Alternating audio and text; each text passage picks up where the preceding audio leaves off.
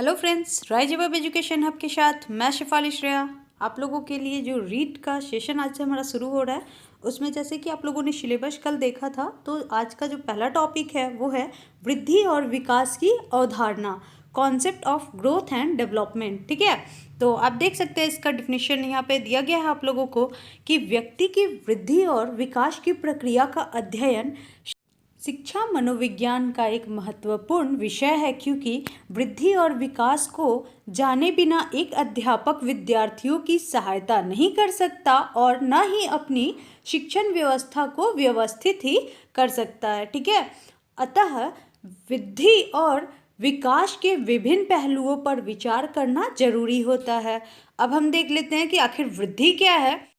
वृद्धि का अर्थ सामान्य तौर पर मानव शरीर के विभिन्न अंगों के विकास और अंगों की कार्य करने की क्षमता माना जाता है। अंगों के इस विकास का परिणाम कार्य करने की क्षमता माना जाता है। ठीक है, और अंगों के इस विकास के परिणाम स्वरूप उनका व्यवहार भी किसी न किसी रूप से प्रभावित हमेशा होता है। इस बात को हमेशा ध्यान में रखिएगा। ठीक है, और इस प्रकार से वृद्धि का अर्थ है शरीर की वृद्धि। ठीक है, अब हम एक दो कोटेशन देख लेते हैं। हर्बर्ट सोरेनसन ने तो शारीरिक वृद्धि को बड़ा भारी होना बताया है और एच.वी. मेरिडिथ ने वृद्धि एवं विकास के 5 परिणाम बताए हैं। और वो 5 परिणाम कौन से हैं? तो फर्स्ट है आकार, दूसरा है संख्या, तीसरा है प्रकार और चौथा है स्थिति एवं लास्ट जो है हमारा सापेक्षित आकार। ओके, और फ्रैंक ने वृद्धि को परिभाषित करते हुए कहा है, शरीर के किसी विशेष पक्ष में जो परिवर्तन होता है उसे वृद्धि कहते हैं।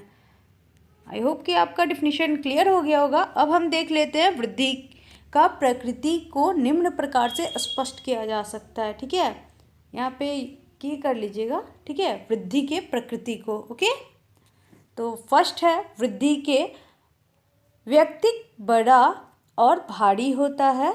ठीक है, दूसरा है वृद्धि को मात्रात्मक माना जा सकता है। तीसरा है वृद्धि की सामान्य पद्धति होती है, अर्थात अलग अलग व्यक्तियों में अलग अलग होती है। ओके, चौथा है वृद्धि निरंतर नहीं होती है। पांचवा है वृद्धि की गति एक समान नहीं होती है। छठा है कि शारीरिक वृद्धि को देखना मानसिक वृद्धि की अपेक्षा सरल होता है। सातवां है वृद्धि हेरिडिटी यानी कि वंशानुक्रम और वातावरण से संबंधित होता है। उसके बाद आठवां है स्त्रियों में वृद्धि पुरुषों की अपेक्षा कम गति से होती है। नेक्स्ट है शिशु काल में वृद्धि तीव्र गति से और बाद में धीमी गति से होती है। और लास्ट पॉइंट है कि शारीरिक एवं मानसिक वृद्धि का आपस में एक गहरा संबंध होता है। ठीक है, 10 पॉइंट्स काफ़ी हैं।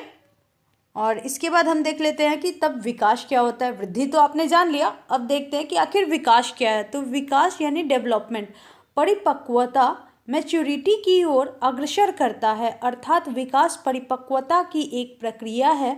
वास्तव में विकास शब्द का प्रयोग सभी प्रकार के परिवर्तनों के लिए प्रयुक्त होता है जिससे कि कार्य कुशलता और व्यवहार में प्रगति हो। इस प्रकार कहा जा सकता है कि वृद्धि की अपेक्षा विकास की संकल्पना व्यापक होती है, यानी कि विकास के अर्थ में वृद्धि शामिल हो जाती है। अगर वृद्धि मात्रात्मक परिवर्तन की ओर इशारा करती है तो विकास गणनात्मक परिवर्तन की ओर सामान्यतः वृद्धि एवं विकास की प्रक्रिया साथ साथ चलती है।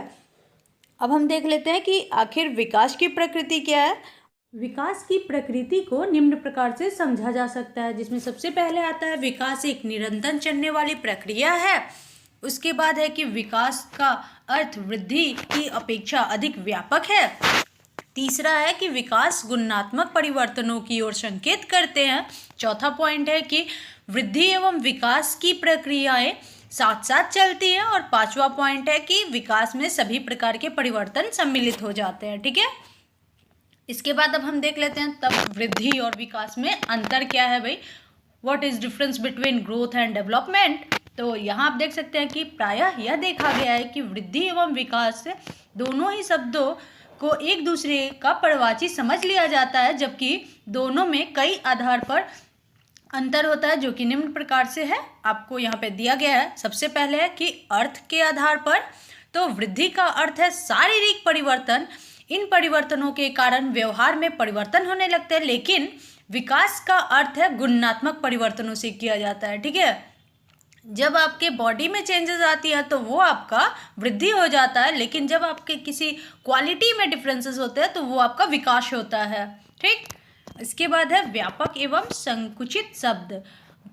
इसमें क्या है कि वृद्धि को विकास से संकुचित माना जाता है, क्योंकि वृद्धि की अवधारणा विकास की अवधारणा का ही एक भाग होता है। ठीक है, इसके बाद नेक्स्ट है परिमाणात्मक और गुणात्मक। ठीक है, तो वृद्धि का तात्पर्य मात्रात्मक या परिमाणात्मक परिवर्तनों से है, जबकि विकास का संबंध गुणात्मक परिवर्तनों से होता है। ओके, और लास्ट देख लेते हैं वृद्धि और विकास की निरंतरता। तो यहाँ पे जो है वृद्धि लगातार नहीं चलती है, वहीं पे आप अगर देखें कि विकास वो निरंतर चलती है, क्योंकि शिशु काल में तीव्र गति से होती है और बाद में वो धीमी हो जाती है, आप अगर वृद्धि को देखें। लेकिन विकास क्या होती है कि कंटिन्यूअसली वो चलती ही रहती है, आपकी पूरी ज़िंदगी भर वह कभी नहीं रुकती है, यानी कि आपका होल लाइफ विकास जो है वो होते रहता है। ठीक, इसके बाद है हमारा मानव विकास की अवस्थाएं। तो मानव विकास सतत प्रक्रिया होती है जो कभी नहीं रुकती है।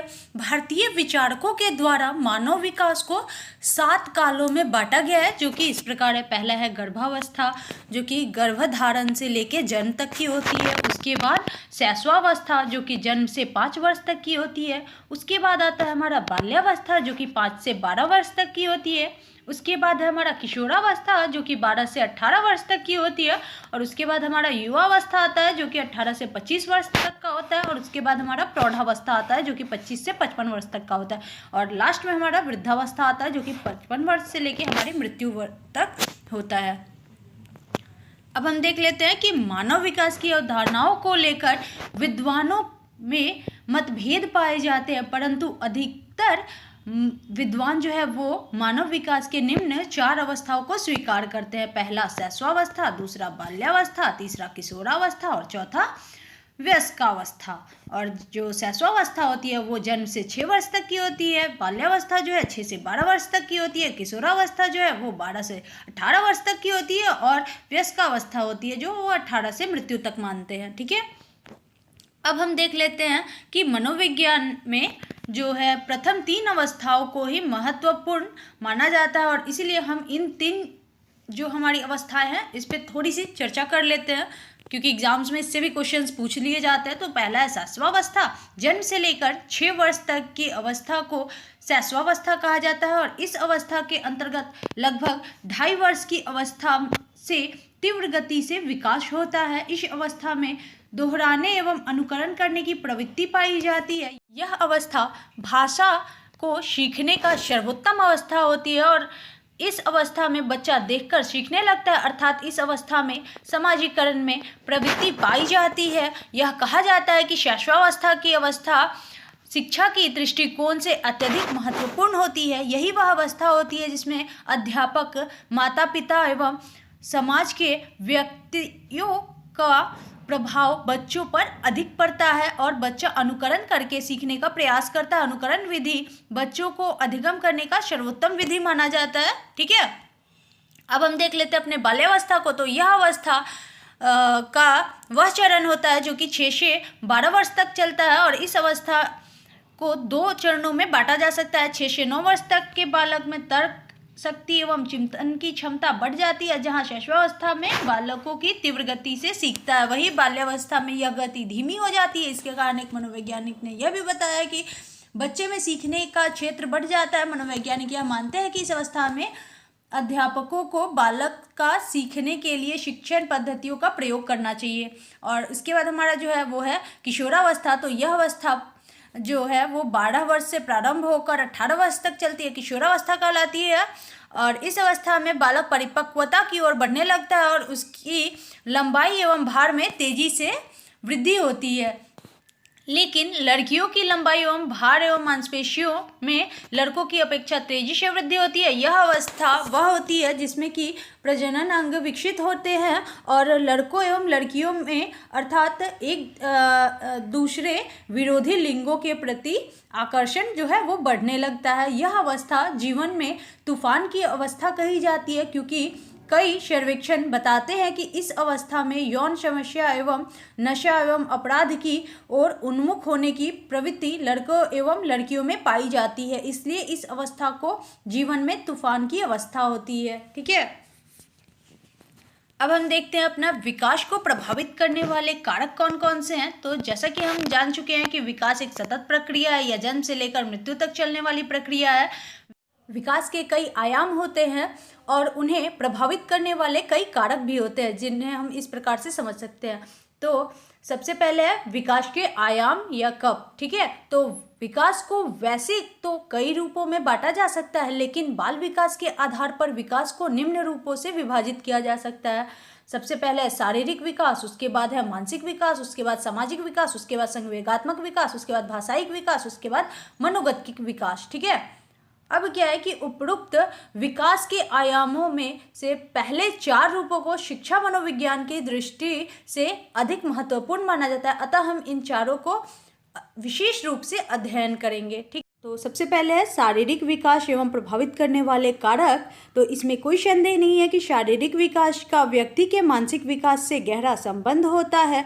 हमें शारीरिक विकास को प्रभावित करने वाले कारकों को भी जानना जरूरी होता है। प्रथम, वातावरण बालकों को शारीरिक विकास तीव्र गति से बढ़ता है, जबकि गंदी जगह, छोटे बंद मकानों में रहने वाले एवं पोषक भोजन न खाने वाले बालकों का शारीरिक विकास मंद गति से होता है।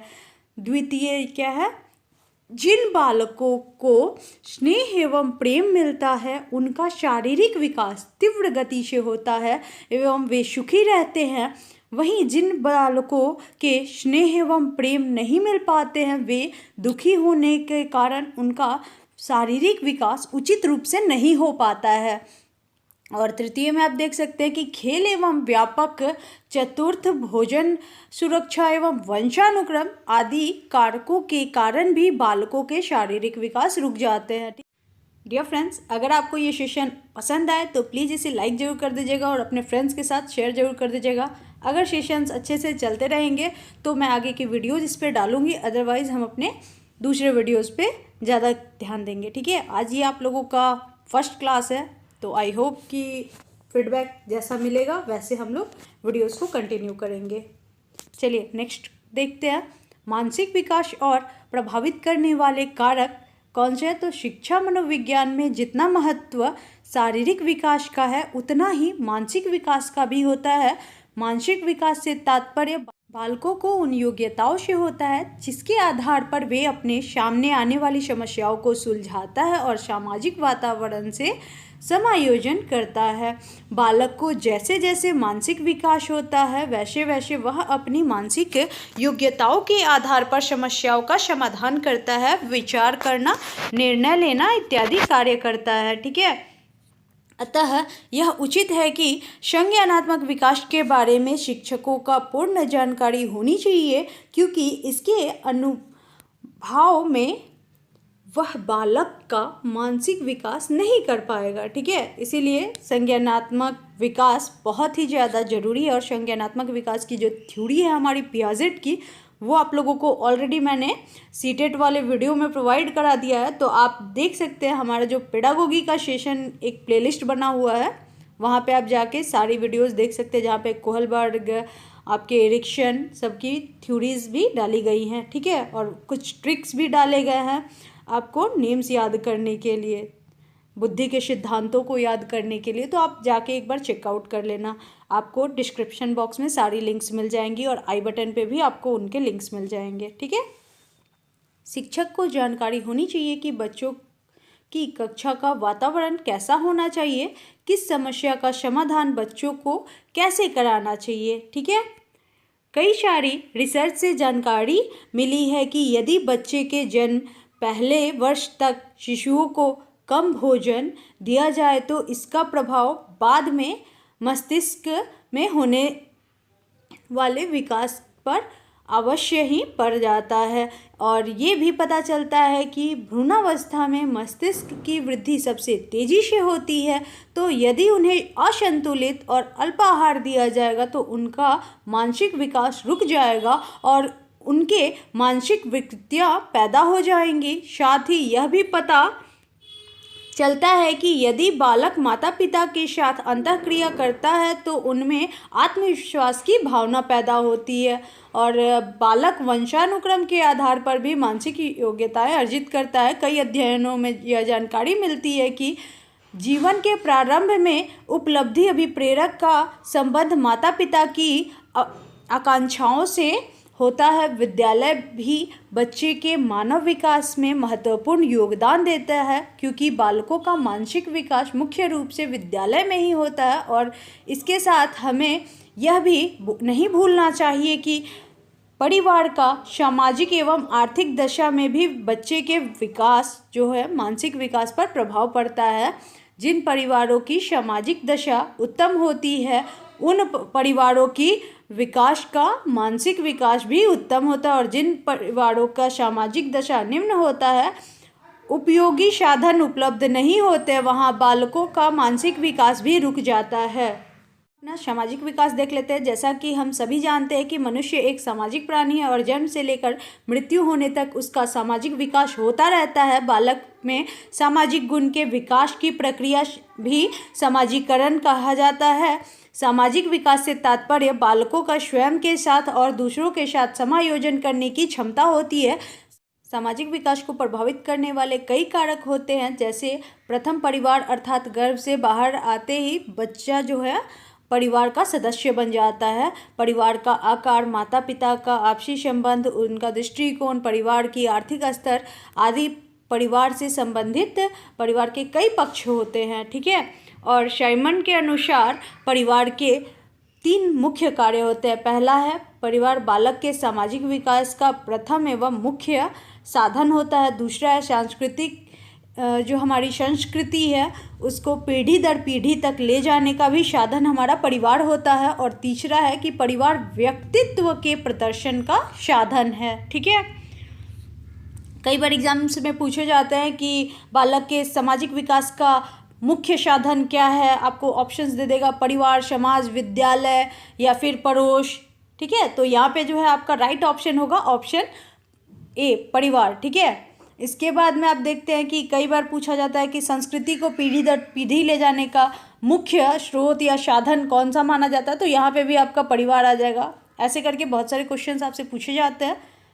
द्वितीय में क्या है कि स्कूल भी बालक के सामाजिक विकास का एक महत्वपूर्ण कारक होता है और एक जिम्मेदार व्यक्ति का निर्माण करने के लिए विद्यालय का महत्वपूर्ण भूमिका होती है। ये चीज़ हमेशा याद रखिएगा कि जिम्मेदार यानी कि रिस्पॉन्सिबल पर्सन का निर्माण करने के लिए विद्यालय का एक इम्पॉर्टेंट रोल होता है, ओके।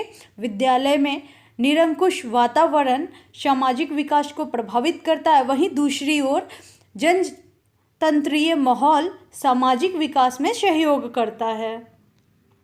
और थर्ड है जो हमारा वो है समुदाय का प्रभाव भी सामाजिक विकास पर पड़ता है।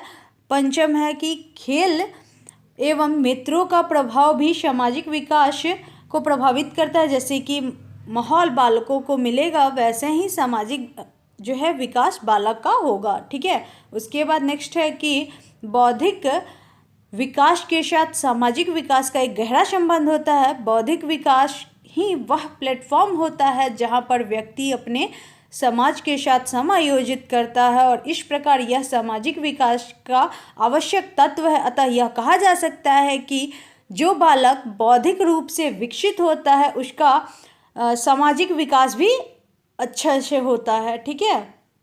अब हम अपना संवेगात्मक विकास देख लेते हैं। तो संवेगात्मक जो विकास है हमारा वो संवेग को कुछ व्यक्ति भाव भी कह देते हैं, ठीक है। और संवेग से व्यक्ति के व्यवहार को जांचा जा सकता है। डर, क्रोध, प्रेम, घृणा, ईर्ष्या आदि संवेगों के रूप में होते हैं। अगर व्यक्ति का संवेगात्मक विकास न हो तो उनका सामाजिक विकास भी अधूरा रह जाता है। एंड डियर फ्रेंड्स, आप देख सकते हैं कि इसको किस प्रकार से वर्णन कर सकते हैं आप। पहला हो गया थकान, दूसरा हो गया विद्यालय वातावरण, तीसरा हो गया स्वास्थ्य और शारीरिक विकास, उसके बाद हो जाएगा आयु।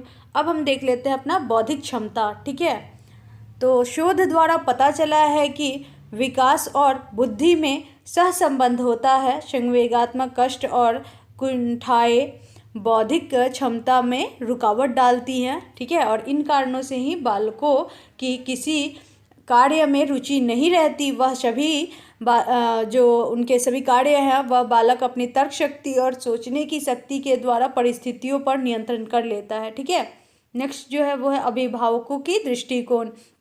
अक्सर हम यह देखते हैं कि बच्चों की अपेक्षा करना, ज़्यादा देर तक घर से बाहर रहना, बालकों को लेकर चिंताग्रस्त रहना, बालकों के सामने बीमारियों के विषय में बातें करना, बालकों के सामने घर में झगड़ा, ये सब वे दृष्टिकोण हैं जो बालक को संवेगात्मक विकास में प्रभावित करते हैं। ठीक है, अब देखते हैं कि व्यवहारिक समस्याएं क्या हैं भाई। तो कई परिस्थितियों में किशोर अपनी इच्छा से मनपसंद व्यवसाय ग्रहण नहीं कर पाते हैं और दुखी रहते हैं। इसी प्रकार कई बालकों और उनके माता पिता के कार्यों में टकराव देखने को मिलता है और ये सभी परिस्थितियां ऐसी होती हैं जो संवेग पैदा करती हैं। और अन्य कारक में आप देख सकते हैं कि उपरोक्त संवेगात्मक विकास को प्रभावित करने वाले कारकों के अतिरिक्त अन्य कई कारक और भी होते हैं, जैसे कि बालकों की सामाजिक स्थिति क्या है, उनके कार्य करने की अधिकता क्या है, कार्य में बाधाएं क्या हैं, और उनकी गरीबी का भी एक बहुत बड़ा रोल होता है। और उसके बाद देख सकते हैं कि बालक का आकांक्षा स्तर क्या है, ये आदि और भी कुछ चीज़ें आप ले सकते हैं। ये सभी जो है वो संवेगात्मक विकास को प्रभावित करती है। और डियर फ्रेंड्स, आज के सेशन को हम यहीं पे समाप्त करते हैं। मिलते हैं नेक्स्ट वीडियो में। Thank you.